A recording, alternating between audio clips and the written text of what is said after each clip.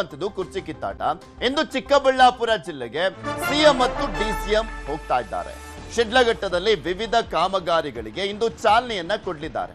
ಈ ಒಂದು 2.5 ವರ್ಷ ಆದ ಬಳಿಕ ಮೊನ್ನೆ ಒಂದು ಫಂಕ್ಷನ್ ಅಲ್ಲಿ ಮತ್ಸ್ಯ ಒಂದು ಫಂಕ್ಷನ್ ಅಲ್ಲಿ ಕಾಣಿಸ್ಕೊಂಡಿದ್ದಷ್ಟೇ ಸಿದ್ದರಾಮಯ್ಯನವರು ಮತ್ತೆ ಡಿ.ಕೆ. ಶಿವಕುಮಾರ್ ಅವರು.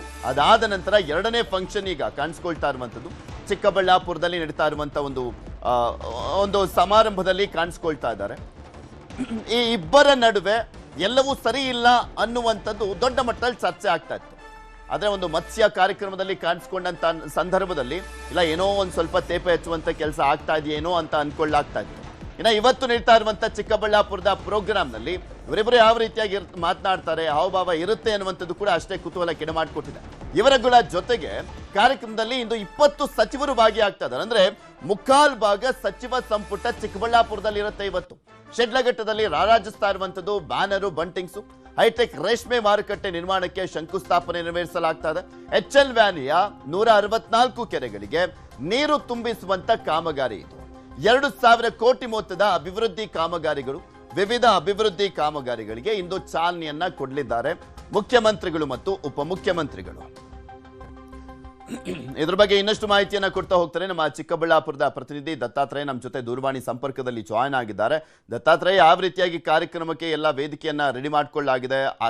2.5 ವರ್ಷ ಆದ ಬಳಿಕ 2ನೇ ಕಾರ್ಯಕ್ರಮದಲ್ಲಿ ಸಿಎಂ ಡಿಸಿಎಂ ಕಾಣಿಸ್ಕೊಳ್ತಾ ಇರುವಂತದ್ದು ಒಂದು ಕುತೂಹಲ. ಆದ್ರೆ ಮುಕ್ಕಾಲ್ ಭಾಗ ಸಚಿವ ಸಂಪುಟ ಅಲ್ಲಿದೆ. ಯಾವ ಕಾರಣಕ್ಕೋಸ್ಕರ ಅಂತ ಅವರವರ ಇಲಾಖೆಯ ಕಾಮಗಾರಿಗಳಿಗೂ ಕೂಡ ಏನಾದರೂ ಉದ್ಘಾಟನೆ ಭಾಗ್ಯ ಸಿಗ್ತಾ ಇದೆಯಾ, ಹೇಗೆ?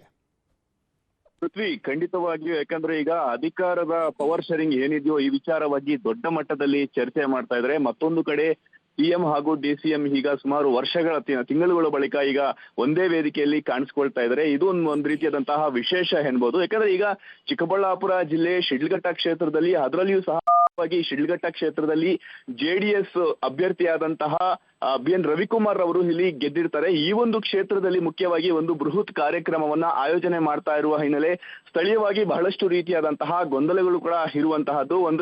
ಒಟ್ಟಿನಲ್ಲಿ ಈಗ ಸರ್ಕಾರ ಒಂದು ಪಕ್ಷಗಳನ್ನ ಬಿಟ್ಟು ಒಂದು ಕಾರ್ಯಕ್ರಮವನ್ನ ಮಾಡ್ತಾ ಇದ್ರೆ. ಮುಖ್ಯವಾಗಿ ಈ ಕಾರ್ಯಕ್ರಮವನ್ನ ಸುಮಾರು 2,000 ಕೋಟಿ ಅಭಿವೃದ್ಧಿ ಏನಿದೆಯೋ ವಿವಿಧ ಇಲಾಖೆಗಳ ಅಡಿಯಲ್ಲಿ ಬರುವಂತಹ ಒಂದು ಕಾಮಗಾರಿಗಳಿಗೆ ಹಾಗೂ ಉದ್ಘಾಟನೆ ಸೇರಿದಂತೆ ಗುದ್ದಲಿ ಪೂಜೆಗಳಿಗೂ ಸಹ ಈ ಒಂದು ಸಿಎಂ ಹಾಗೂ ಡಿಸಿಎಂ ಅವರು ಚಾಲನೆಯನ್ನ ಕೊಡಲಿರುವಂತಹದ್ದು. ಈ ಹಿನ್ನೆಲೆ ಕಳೆದ 10 ದಿನಗಳಿಂದಲೂ ಸಹ ಜಿಲ್ಲಾ ಉಸ್ತುವಾರಿ ಮಂತ್ರಿಗಳಾದಂತಹ MC ಸುಧಾಕರ್ ಅವರು ಬಹಳಷ್ಟು ರೀತಿಯಾದಂತಹ ಕುತೂಹಲದಿಂದ ಈ ಒಂದು ಕಾರ್ಯಕ್ರಮವನ್ನ ನಡಿಬೇಕು, ಜೊತೆಗೆ ಯಶಸ್ವಿಯಾಗಿ ನಡೆಸಬೇಕು ಎಂಬ ದೃಷ್ಟಿಯಿಂದ ಒಂದು ಕಡೆ ಕಾಂಗ್ರೆಸ್ ಮುಖಂಡರನ್ನ, ಮತ್ತೊಂದು ಕಡೆ ಸ್ಥಳೀಯವಾಗಿ JDS ಮುಖಂಡರನ್ನ ಒಂದುಗೂಡಿಸಿ ಈ ಒಂದು ಸರ್ಕಾರಿ ಕಾರ್ಯಕ್ರಮವನ್ನ ಯಶಸ್ವಿಗೊಳಿಸಲು ಬಹಳಷ್ಟು ರೀತಿಯಾದಂತಹ ಕಾತುರದಿಂದ ಕಾಯ್ತಾ ಇದ್ದಾರೆ ಅನ್ಬೋದು.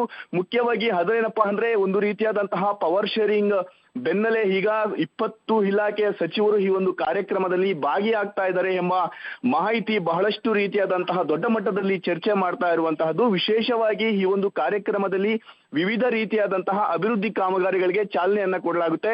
ಒಟ್ಟಿನಲ್ಲಿ ಒಂದು ಮಿನಿ ಒಂದು ಆಸ್ಪತ್ರೆಗಳ ಉದ್ಘಾಟನೆ ಆಗಿರ್ಬೋದು, ಮತ್ತೊಂದು ಕಡೆ ಹೈಟೆಕ್ ರೇಷ್ಮೆ ಮಾರುಕಟ್ಟೆ ಆಗಿರ್ಬೋದು, ಮತ್ತೊಂದು ಕಡೆ ಈಗ ಕುಡಿಯುವ ನೀರಿನ ಯೋಜನೆಗಳಿಗೆ ಚಾಲನೆಯನ್ನ ಕೊಡಲಿದ್ದಾರೆ. ಜೊತೆಗೆ ಈ ರಾಮಸಮುದ್ರ ಏನಿದೆಯೋ ಅಲ್ಲಿಂದ ಒಂದು ಕುಡಿಯುವ ನೀರಿನ ಒಂದು ಪೈಪ್ಲೈನ್ ಎಳೆಯುವ ಕಾಮಗಾರಿಗೆ ಚಾಲನೆಯನ್ನು ಕೊಟ್ಟರೆ, ಮತ್ತೊಂದು ಕಡೆ ಒಂದು HN ವ್ಯಾಲಿ ಒಂದು 3ನೇ ಹಂತದ ಶುದ್ಧೀಕರಣದ ನೀರನ್ನ ಸುಮಾರು 164 ಕೆರೆಗಳಿಗೆ ಒಂದು ಹರಿಸುವಂತಹ ಈ ಒಂದು ಕಾಮಗಾರಿಗೂ ಸಹ ಇದೇ ವೇಳೆ ಚಾಲನೆಯನ್ನ ಕೊಡಲಾಗುತ್ತೆ. ಈ ಅಡಿಯಲ್ಲಿ ಬರುವಂತಹ ಯಾರ್ಯಾರು ಸಚಿವರು ಬರ್ತಾರೋ ಅವರೆಲ್ಲರೂ ಸಹ ಈ ಒಂದು ಕಾರ್ಯಕ್ರಮದಲ್ಲಿ ಭಾಗಿಯಾಗಲಿದ್ದಾರೆ ಎಂಬ ಮಾಹಿತಿ ಕೂಡ ಲಭ್ಯವಾಗ್ತಾ ಇರುವಂತದ್ದು. ಒಟ್ಟಿನಲ್ಲಿ ಈಗ ಒಂದು ಕಡೆ ಕಾಂಗ್ರೆಸ್ ಸರ್ಕಾರದಲ್ಲಿ ಬಹಳಷ್ಟು ರೀತಿಯಾದಂತಹ ಚರ್ಚೆ ಹಾಗೂ ಕುತೂಹಲ ಇರುವಂತಹದ್ದು. ಅಧಿಕಾರ ಹಸ್ತಾಂತರ ಆಗುತ್ತಾ, ಜೊತೆಗೆ ಸಚಿವ ಸಂಪುಟ ಬದಲಾವಣೆ ಆಗುತ್ತಾ ಎಂಬ ಬಹಳಷ್ಟು ಕೂಗಿನ ಬೆನ್ನಲ್ಲೇ ಈಗ ಸಚಿವರ ಜೊತೆಗೆ ಸಿಎಂ ಹಾಗೂ ಡಿಸಿಎಂ ಸಹ ಒಂದೇ ವೇದಿಕೆಯಲ್ಲಿ ಭಾಗಿಯಾಗ್ತಾ ಇರುವಂತಹದ್ದು ಬಹಳಷ್ಟು ಕುತೂಹಲ ಎನ್ನಬಹುದು. ಪೃಥ್ವಿ, ಓಕೆ, ಧನ್ಯವಾದ ದತ್ತಾತ್ರೇಯ ನಿಮ್ಮೆಲ್ಲ ಮಾಹಿತಿ.